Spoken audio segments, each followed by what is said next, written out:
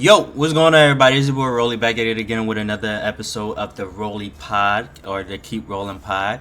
I just want to tell you guys thank you for the support, everything like that. If you haven't done already, make sure you subscribe to the channel, like the videos, comment on the videos, and let's keep going.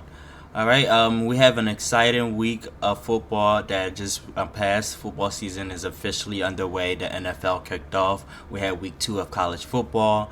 Some interesting takes. Some expectations, some realities, same old drama with my favorite team, NFL team. But without further ado, that's all we're gonna get into today. Just cover and then go over.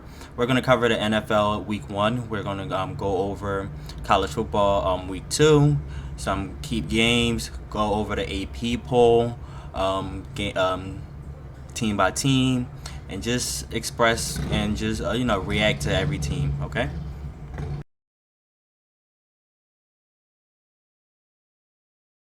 All right. First and foremost, I want to start off with a team that is not ranked versus a team that is now currently ranked. We had the Colorado Buffs go against the Nebraska Cornhuskers, and this game showed um, a masterclass of coaching from Nebraska compared to Dion and Colorado. Um, you can see the vast contrast, how far apart Dion is as a coach compared to actual coaches that have been coaching for a while or that has been coaching in the NFL or on a college level. We just seen that came front and center again. This past weekend, so that it kind of reminded me of when Colorado played Oregon last season. The same type of effect. You can see that they got fairly out coached. All right, but first thing I want to dive into is Dion coaching. Dion has done a terrible job of coaching this team. He's only seems to be worried about his son, Travis Hunter. And that kind of, frankly, is not a winning recipe for a coach. I understand you want to make your son look good, make your son able to make it to the pros, to the NFL. But as a coach overall, you're doing a terrible job for all the other players that is on your team. If you just want to focus on your son, if you just want to focus on Travis Hunter, why didn't you just become a position coach? And you didn't have to be the head coach, because as a head coach, you're doing a terrible job. You haven't really improved. You haven't addressed your offensive line situation and your defensive line situation. You get out coached versus competent coaches that have been coaching for a while. You just really haven't done anything to separate yourself or to justify the hype that you guys get at Colorado. In fact, every time there's expectation of you guys fold. Now I do want to transition to the quarterback. Shador did not look impressive at all. I understand his offensive line is terrible, but to me now it's not even about his play. It's about his post game press conference. He just never takes responsibility for his performance. Unless he does good, then that's when he want to take responsibility. He hasn't. He never I feel as though people give him a pass.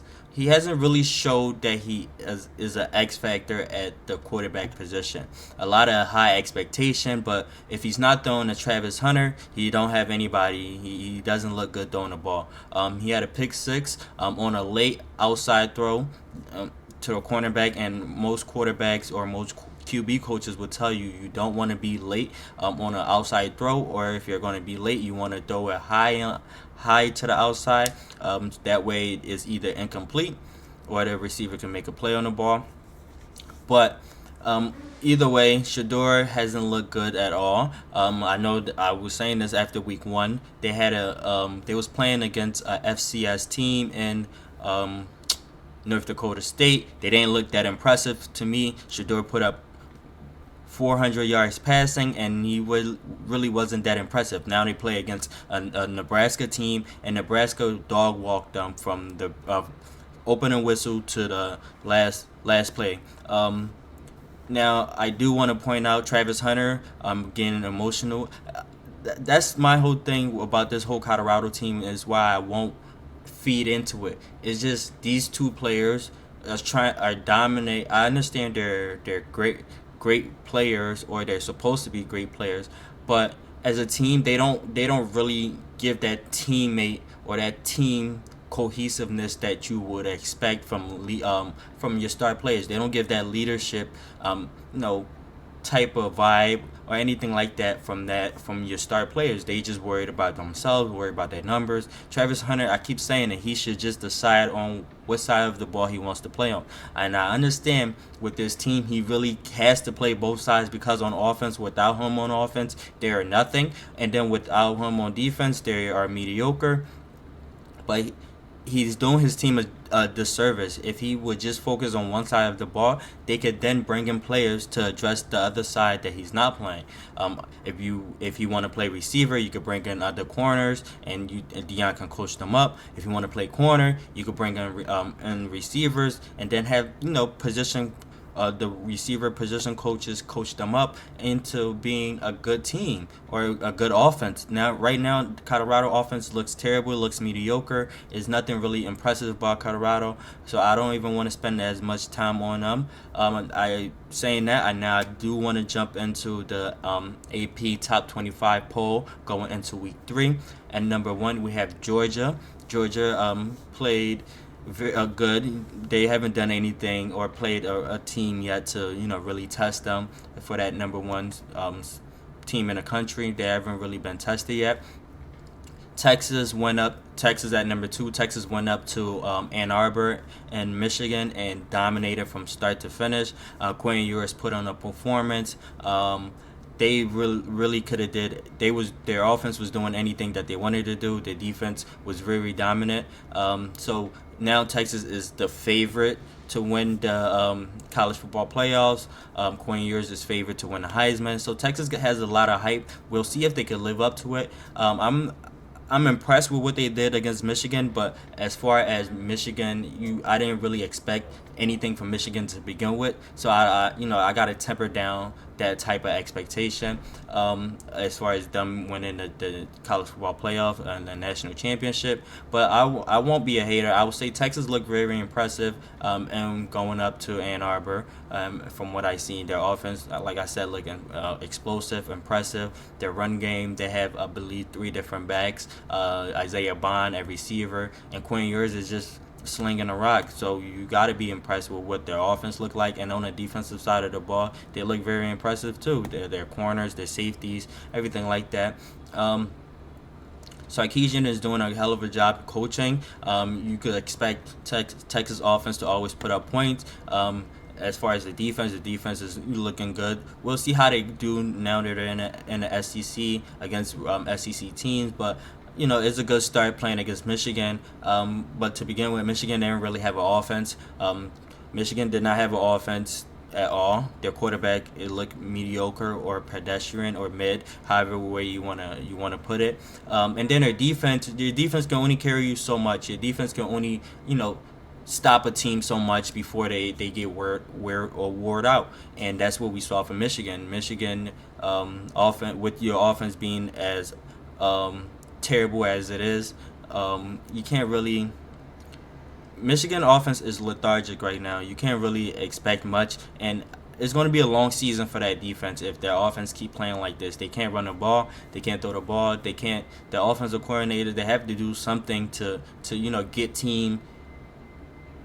team fearful of not fearful of the offense, but have to prepare for the offense. Right now, I would say team doesn't really have to prepare for Michigan offense. All they have to do is, in fact, is just prepare for the defense. If they could out scheme the defense, they essentially will win the game.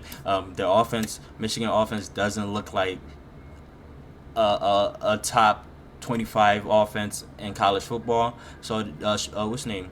Sherrod Moore needs to go back to the drawing board and figure out their running backs hasn't really looked that impressive. Their O line, it could be the effect of coaches leaving, players leaving, but at the end of the day, your quarterback doesn't look like a top quarterback. He doesn't even look like he should be a starting college quarterback. and your offense just look lethargic from every position you wanna name. Ohio State, you can't really say anything about Ohio State. They just have a standout receiver. So Ohio State comes in at number 3. They have a standout receiver in Jeremiah Smith. A lot of people are expecting big things from this freshman. He's living up to the hype so far. We have to, like, for me, Ohio State, their top game right now will be against Penn State. I would take Ohio State to beat Michigan. Against Penn State, I'll take them to beat Penn State. I'll get to Penn State in just a second. But Ohio State, offensively, you already know what to expect. The defense is coming along. The defense look okay. I don't really expect much from the defense. I just expect a lot from the offense, and their offense is living up to the hype. That receiver, Jeremiah Smith, is really outstanding. He's really performing. So I just want to give him a shout out. And Ohio State at number 3. Now at number 4 is my Alabama Crimson Tide. We keep moving up. We keep doing what we do. Now I do want to say Alabama has a lot of things to fix as far as the offensive line goes. You can't not be called for as many holding penalties as you were called. You wiped away a couple touchdowns because of the penalties. Also, this was really a close game until the defense, got things going late. The defense had a couple turnovers. Then that's when the offense started going with being explosive. I do want to shout out Alabama freshman receiver, kind of forgetting the name right now, but he has back-to-back week has looked very impressive too. So these two freshmen from Ohio State and Alabama might be the future of receivers for college football for the next couple of years. So shout out to them. Ole Miss did Ole Miss things. I really don't have anything much to say about them.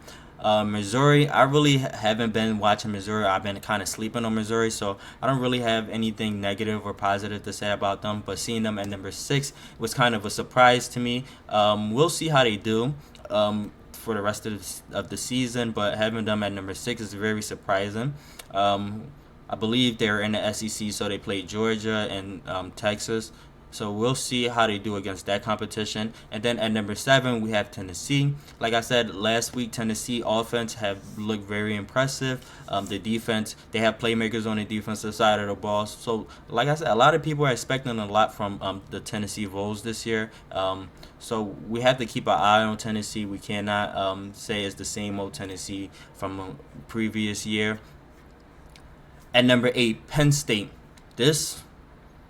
I'm telling you guys, Penn State always do this, and they will do this again this same year. Mark my words in this video. In these videos, Penn State will lose a game that they are not supposed to lose, and then they will get dog rolled by Ohio State or Michigan. Who knows? The game that they're not supposed to lose might be against Michigan, and then get dog rolled by Ohio State. But Penn State is very alarming to me. They was playing against, I believe, Bowling Green, and they was down virtually the whole entire game until like the third or fourth quarter. End of third quarter going into the fourth, that's when they got things going. They just look very disappointing. Especially you guys was at home. So having you guys number 8, I don't really think you guys moved the spot or anything like that. You probably stay stagnant. But Penn State, I'm not keep getting my hopes up on you guys. You guys are going to disappoint me, and I know it. I know it's going to come. I just know it. I don't have any faith in Penn State at all. If we're just being honest, Penn State just look like a team that's waiting to get beat. They just think they're going to make the college football playoffs because why? We always lose to Ohio State, Michigan, but this year, even if we do lose, we can still make it. You can't have that mentality. So Penn State, I will be on an alarm level. I'll be at an 8, 9 in terms of urgency, or in terms of And if they don't make the college football playoff this year, James Franklin has to go. At number 9, we have Oregon. Oregon hasn't really looked that impressive in back-to-back games, so they keep sliding down. At number 10, we have Miami. Miami finally made it to the top 10. I believe last week they was at 15 or 14. So Miami is in the top 10. Like I said, I expect Miami with Cam Ward to compete for the ACC, to possibly win the ACC championship and make the college football playoff. At number 11, we have at USC or SC, SC. Um, we will see what's going on with SC. I like the quarterback, but you got to see what they do on the defense. They might have fixed the defense, but SC, is kind of still iffy. And now they're, believe they're in the Big Ten, so we have to see how they do, how they perform with against either Michigan, Ohio State, Penn State, or even Oregon. Then you have at number 12, you have University of Utah. Nothing much to say. I do want to jump down to 16 because no, at 12 you have Utah. At 13 you have Oklahoma State. At 14 you have Kansas State. At 15 you have Oklahoma. I think to me Oklahoma should be higher. I believe Oklahoma will win the Big 12, so that way they will make the college football playoffs. But having them at 15 right now is kind of whatever. You can't really argue with it.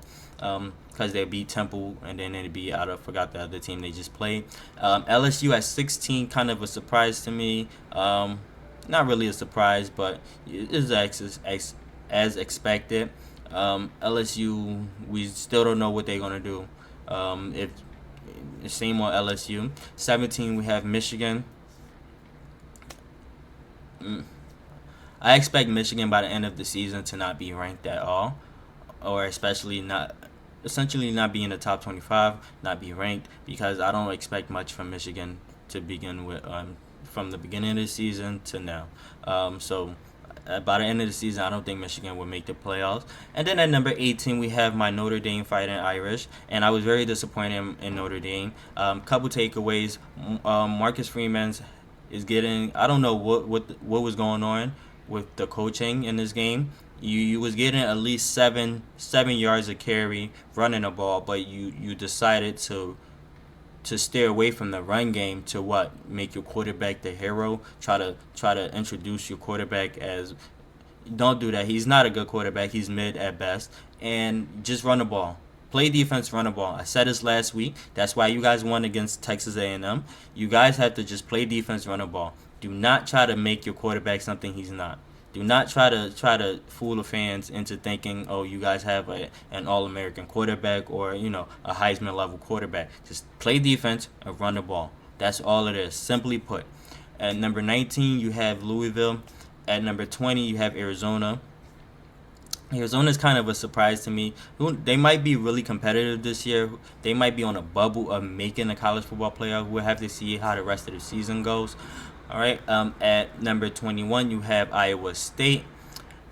At number 22, you have Clemson. Dabo still finds a way to be in the top 25. We have to see. Like I said, they might, resurrect the season. They might get back this season. Might win at least 9-10 games and compete for the ACC championship. Who knows? It's always a hit or miss.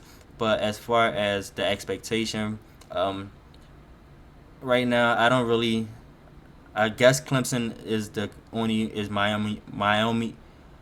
Miami only competition for the ACC. So I guess that's okay with having them at number 22. At number 23, we have Nebraska. They have just been ranked for the first time, I believe, since 2019 or 2016. So that's fairly impressive. I like their quarterback. I didn't really see much from their quarterback against Colorado because it wasn't needed. I did see all of the impressive arm angles comparison to Patrick Mahomes. You could really see it on film. So I do want to point out that. And then you have Boston College at 24, and then NIU, which beat Notre Dame at number 25. And like I said, Notre Dame was just very disappointing to me. You paid a team I believe $1.4 million to come up to South Bend, and you guys get stunned for no that just pissed me off. That kind of ruined my whole weekend. I'm gonna be honest with you, because I had Notre Dame cooked my ticket. Notre Dame cooked all my tickets. I had a lock for Notre Dame to win, and they cooked every single one of my ticket. So I'm fairly disappointed. They really, really, really pissed me off. All they had to do was keep running the ball, keep running the ball, keep running the ball, keep running the ball. And when your running back gets tired, you then put in his backup and keep running the ball, keep running the ball, keep running the ball. But instead, they try to throw the ball, and it was just terrible. Your quarterback is terrible. I don't even want to get hyped up because Notre Dame is just terrible when they try to pass the ball. That quarterback, just stick to running the damn ball. Please. Please, can you do that? Just run the ball. You're averaging 7 yards a carry. 7 yards a carry, Notre Dame, Marcus Freeman. You're averaging 7 yards a carry against, what's his name? Northern Illinois. And you still decide to pass the ball. I don't know what was you thinking, but the coaching in that game was terrible enough to get you fired.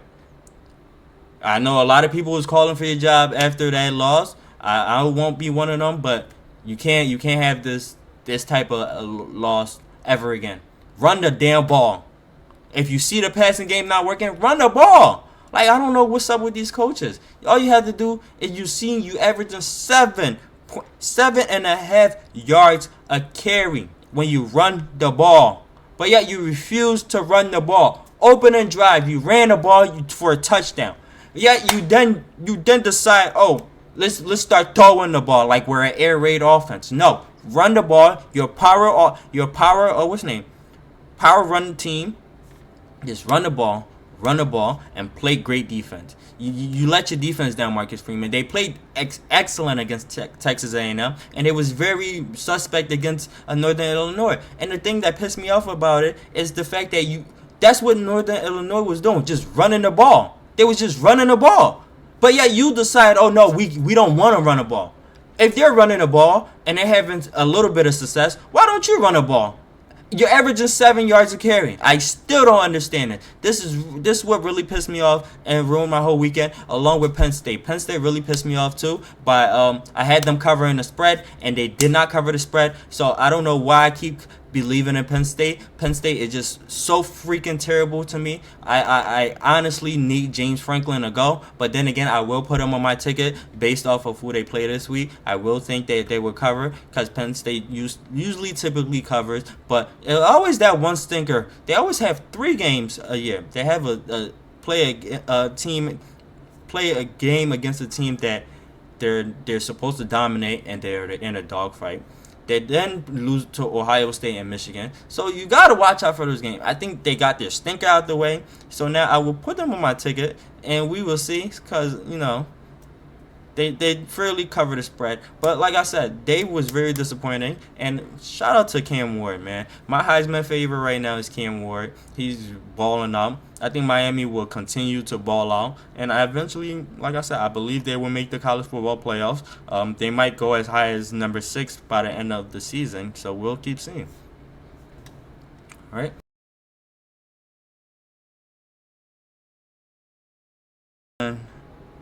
I do want to transition into week 1 of the NFL season. So NFL season kicked off on Thursday when the Chiefs played the Ravens. This game, a lot of people going into the season knew what this game was going to look like. Lamar Jackson trying to run the ball and trying to make up for the AFC Championship game that he essentially decided not to run the ball. And from the beginning of the game, from the very first whistle, you seen what he was trying to do. Like I said, I don't know why would you try to run the ball if you have a dominant running back that you refuse to run. I don't understand these coaches. I really don't. You don't give Derrick Henry the amount of carries that he needs to get started, and then you say, oh, the running game wasn't working because your quarterback wants to keep scrambling, keep doing quarterback runs. That's not going to work. That's not going to beat the Chiefs. You cannot beat the Chiefs by just Lamar running the ball. And his passing, oh my God, Lamar Jackson, I keep trying to tell people he's not a good passer. I don't think he will ever be a good passer.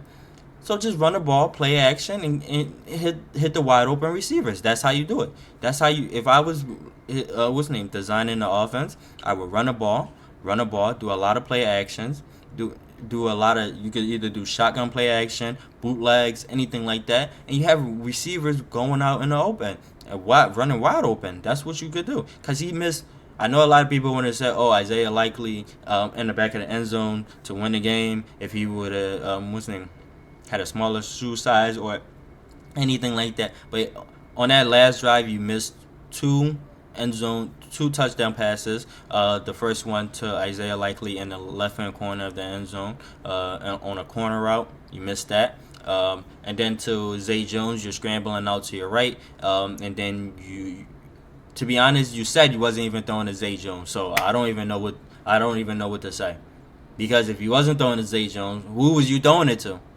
And why was you throwing it there? If you like, and then people wanted to blame Zay Jones, so you can't really. I don't know. Um, as far as Lamar go, I'm not. I'm not going to be impressed with Lamar for whatever he does. He's not a good passer. He could try to run the ball all he want, but a lot of people seen this coming. This is what he was going to try to do. So I mean, if that's what he wanted to do, he's not. To me, he's not going to last the whole season. He's eventually going to get hurt. Just run a ball with Derrick Henry. You brought Derrick Henry in to run a ball, and you refused to run a ball. I believe you only ran the ball 7 times with Henry. For most of the games, he was on the sideline because of why you was trying to pass the ball, keep up with passing with Patrick Mahomes. And now I do want to transition to the Chiefs side of things. The Chiefs look okay, good. The offense looked rusty, but the defense looked impressive. Xavier Worthy is going to be the X factor on that team. Travis Kelce looked a little washed. I think we could say that Travis Kelce looked washed. So Xavier Worthy and all those other receivers going to have to step up. I like Rashee Rice. So Rice and Worthy are going to be Patrick Mahomes' go-to. And if we're being honest, Kelsey might just be like a third down pass catcher, and that's it. Packers. I do want to now. Let's go into Packers Eagles. Jordan Love did get hurt at the end of this game. The Eagles did win in Brazil. Saquon had 3 touchdowns. A lot of people want to say, "Oh, the Giants made a mistake." Let's pump the brakes. Let's pump the brakes. If we all watched that game, the turf was terrible. The field was terrible. And as a running back, if you're playing on any field that it's the field is terrible, or even in inclement weather, in the snow or rain, you expect your running back to do what Saquon did because you have the advantage as a running back. Your footwork is supposed to be better than anybody else on the team, so you expect that. So I want to just pump the brakes. Jalen Hurts did not look impressive at all. In fact, he looked terrible. AJ Brown did AJ Brown things. Devontae Smith, can do what you expect. That's all reliable. He's a very good when the team needs a catch. That's who they go to. When a team needs a big play, they go to AJ Brown. And then the quarterback just looked terrible. Their offensive line has a lot of problems to work out.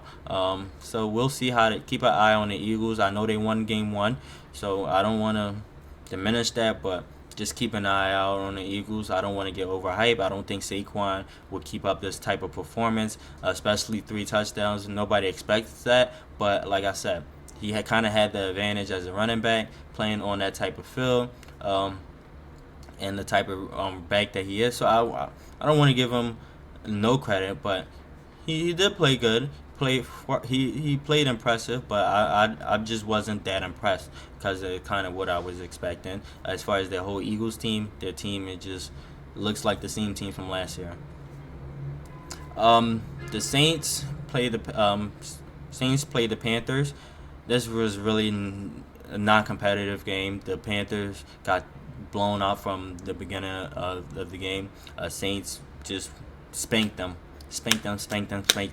Derek Carr looked like the MVP of the league in week 1, but we all know how Derek Carr goes.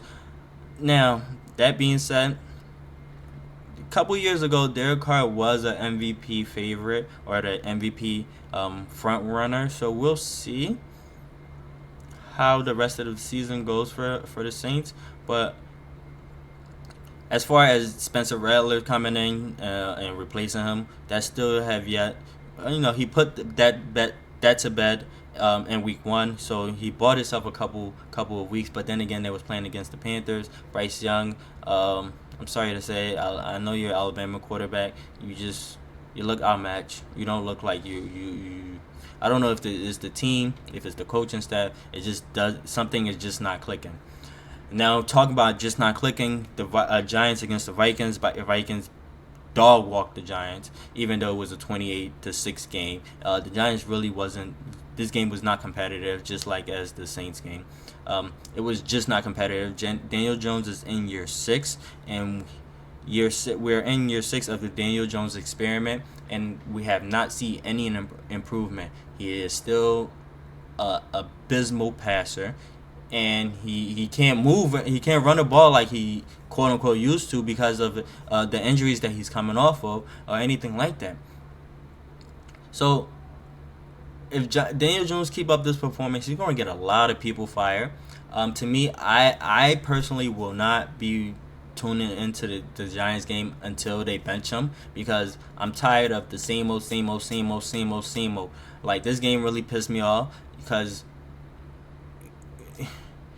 the defense, your defense can only do so much. Your defense gave you the ball from, I believe, a fumble in the end zone, in a red zone, and you come up with 3 points. Daniel Jones is not impressive. He should not be an NFL starting quarterback. He should be on a bench, and they should be looking to trade him. If I was the Giants, I would look to trade him to Cleveland and see what Dayball can do with Deshaun Watson, and if Cleveland want to do that trade, because who knows, that might be the perfect fit. But as far as you need to bench Daniel Jones immediately, going into week 2, we'll see how you do. I already know how you would do. I don't expect anything impressive from him. If he keeps up this performance, he's going to get a lot of people fired. The coach, the GM, a lot of people fired, and then he's going to see himself out of New York. So just cut your losses right now. Send him to the bench. If I was the Daboll, he makes some mistakes in this coming week. First mistake, you gotta bench him. First mistake, no ifs, ands, or buts. You have to bench him. You have to bench him. This is year 6, and he's playing like a rookie. Even the rookies play better. The rookies wasn't even turning the ball over as much as he does. He's in year 6. That's all I'm gonna say. Patriots beat the Bengals. This was the surprise of the weekend.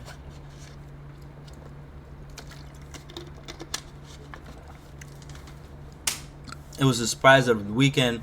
The Bengals did not look impressive. Joe Burrow did not play good. Patriots played good, played well enough to win the game. They made some key plays. To be honest, Bengals was just a couple plays here and there from actually winning this game. If the tight end will hold on to the ball going in for the touchdown, that's changed the complexity of the game. But this is not a matter of if it. We don't play the game of ifs. So Joe Burrow and Jamar Chase has to do better against the Chiefs. We'll see how they look. I don't believe Jamar Chase might play this game. Who knows? I know T. Higgins might not play also, so who knows? But Joe, you can't keep living off that one Super Bowl appearance. You cannot keep living off that one Super Bowl appearance. You have to do something. You have to show everybody you're worth the hype. You're worth the comparison to Patrick Mahomes. Not even a comparison, but to be in the same conversation as Patrick Mahomes. You really cannot be keep living off that one Super Bowl. If I hold Jalen Hurts accountable, I gotta hold you accountable. You have not looked that impressive. To be honest, especially in your division games, especially against the Patriots. This game, you cannot just keep living off that one Super Bowl. Falcons lost to the Saints. Not Falcons. Falcons lost to the Steelers. Justin Fields offense did not score. They kicked 6 field goals. TJ Watt was the X factor because he's just a dominant player. He's the defensive player of the year to me. He should be. Since he got in the league, he's been the best defensive player in the league. But Kirk Cousins it was his first game back off of ACL, so he wasn't really mobile. So it was kind of advantage for the Steelers defense. Justin Fields did not look impressive. He did not look accurate, impressive. Just drive kept stalling out. Like I said, kicking 6 field goals, you don't really expect. Like, you're not impressed with that. Texans Colts, good divisional game. Texans and C.J. Stroud, we all wanted to see how the experiment of adding Stephon Diggs into the mix would look, and it kind of looked very impressive. That Stephon Diggs was your third down possession receiver, and then you had Nico Collins and Tank Dell as the explosive ones. So I like what I'm seeing. Joe Mixon ran the ball exceptionally well, so you also have to be impressed by that. And then you know you just got to be really impressed with what you've seen from the Texans. Now flip over to the Colts. And Anthony Richardson only had 9 completions. He's a hit and miss passer. You got to get his mechanics down. We all know he has a rocket arm, but he has to be more of a efficient passer.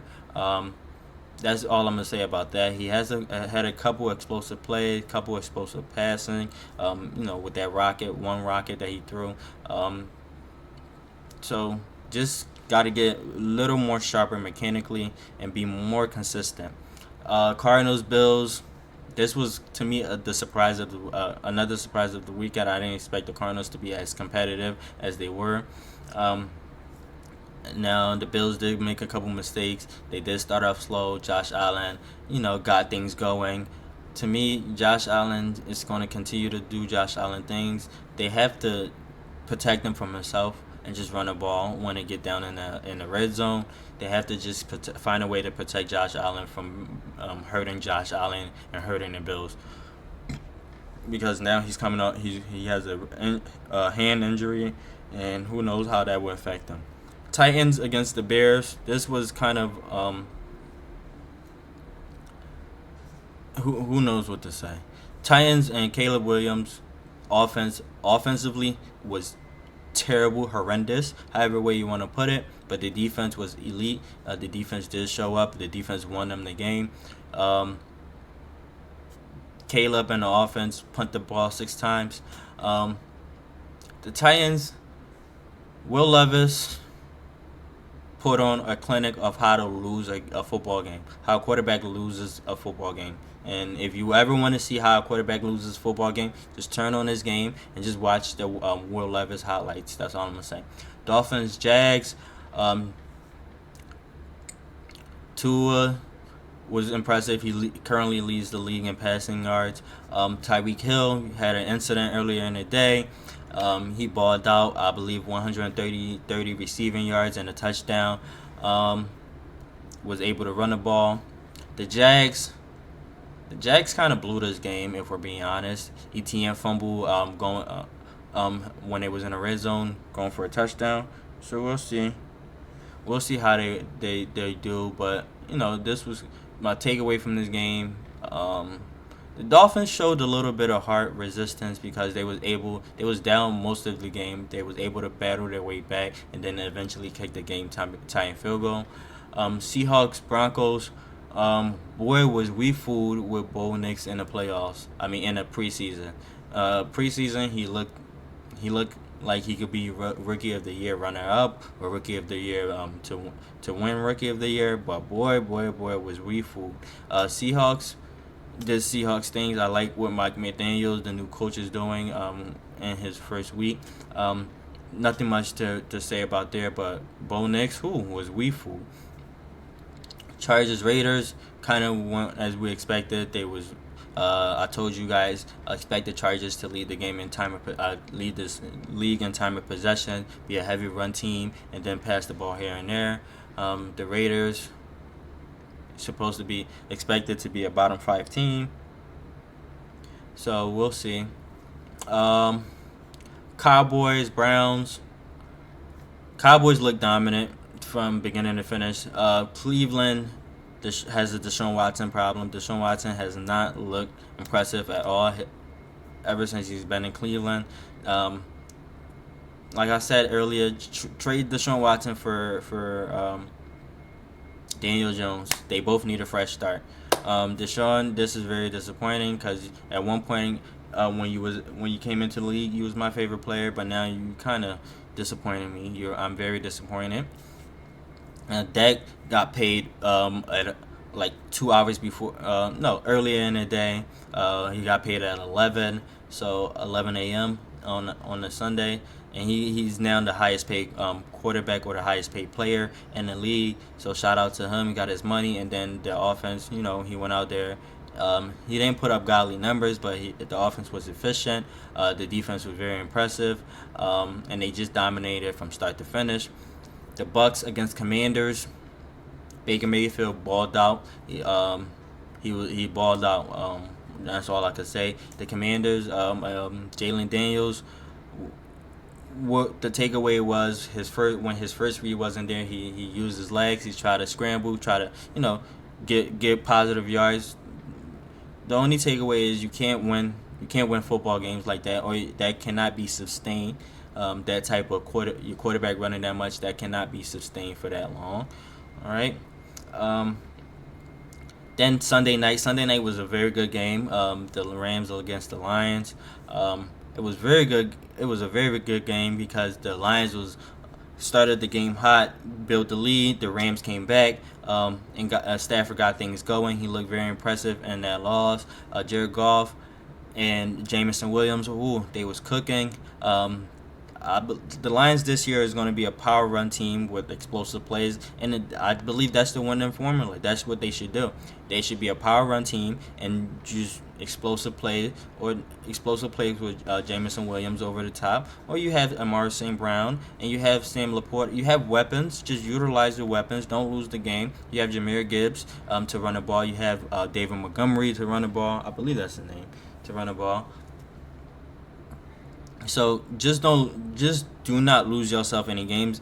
The Lions really might be Super Bowl, the NFC East not NFC East, but the NFC favorites this year to win the NFC. And who knows, they might have home field compared to last year. They really should not. I don't expect them to be underdogs in any game that they play this year. I believe they should be fairly competitive in every game that they play. So that's from my takeaway from week 1. And then the Jets close out against the 49ers. Now it was San Francisco just ran the ball on them. CMC didn't play, but we all know with Kyle Shanahan, he don't really need a superstar running back. He could plug in any running back, and his run game would look good. What I would say, Ayuk looked rusty. Debo, they try to use him in different ways and running the ball, catching the ball. If that's what they're planning to use him as, an extension of the run game while CMC is out, that might work until CMC get back, but we'll see. Purdy looked impressive.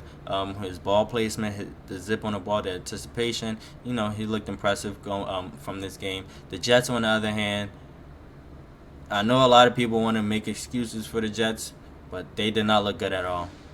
They did not look good at all. Aaron Rodgers did not look good at all. I know he threw a touchdown pass. They did not look good at all. They did not look good at all. They had one good drive where they moved the ball, but outside of that, they did not look good at all. I keep trying to tell people Aaron Rodgers is not the Aaron Rodgers of old. He's washed. He's 40 years old, coming off an Achilles injury. He is washed. And y'all not gonna believe it until the end of the season. So I'm gonna let you guys keep feeding into the hype, feeding into the lies, keep feeding into the BS. But me, I see things for what it is. Aaron Rodgers is not, most likely he's not gonna last the whole season too. And who knows, he might be done after this season. To me, my personal opinion, I think he will retire after this season because the Jets are not making the playoffs. The Jets are not going to be competitive. To me, you could say, it's just against the Niners.